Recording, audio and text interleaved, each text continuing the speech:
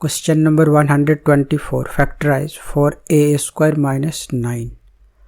Solution 4a square minus 9. तो इसमें हम बोथ टर्म को पहले स्क्वायर के फॉर्म में कन्वर्ट करेंगे. 4 ये 2 का स्क्वायर होता है तो ये होगा 2a whole square minus 3 whole square. और फिर हम इसमें अप्लाई करेंगे algebraic आइडेंटिटी. इससे using x square minus y square equal to x plus y into x minus y. तो इस फॉर्मूले के अकॉर्डिंग ये हम यहाँ पे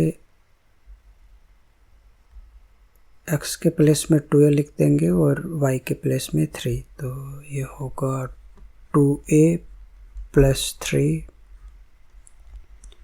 2a minus 3 आंसर.